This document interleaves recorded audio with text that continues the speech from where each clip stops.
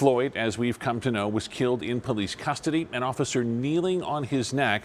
Floyd was not armed. And Steve, right now, Phoenix protesters making their voices heard. Let's get right to ABC 15's Zach Crenshaw. And Zach, hundreds marching in the streets, and this has turned violent here as well now.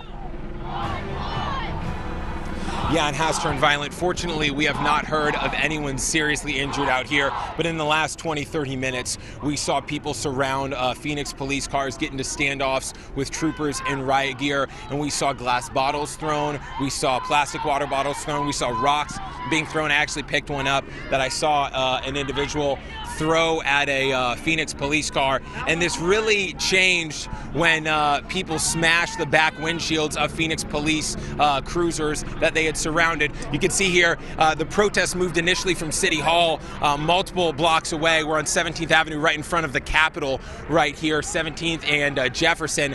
This is the scene.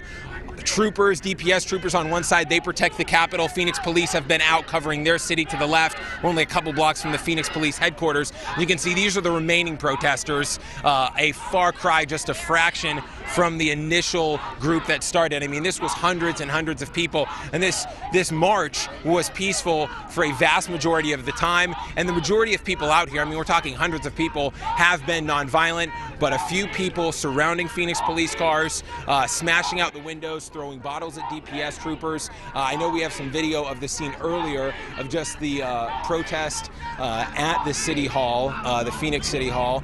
And then we also spoke with some individuals who have since left. I mean, these were people with children. I talked to a 75-year-old Vietnam veteran who said, I know I'm at risk for COVID-19, but I still came out here. Here's what they had to say about why they came out here in Phoenix to protest the death of George Floyd in Minneapolis. I come out here because I'm tired of seeing my brothers and sisters get killed for no reason at all, you know.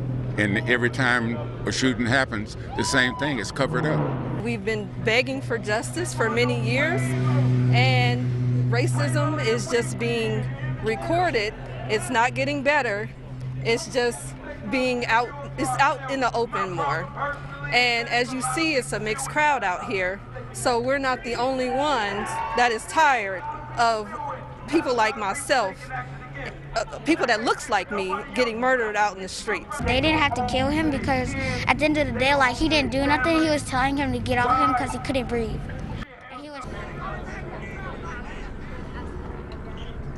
If you've seen the George Floyd video, you know how hard it is to watch and why so many across the country are outraged and why there have been protests across the country. And Phoenix is the latest city to have a protest escalate. The crowd that is still out here, probably only about 100 people or so, is far younger and far more passionate.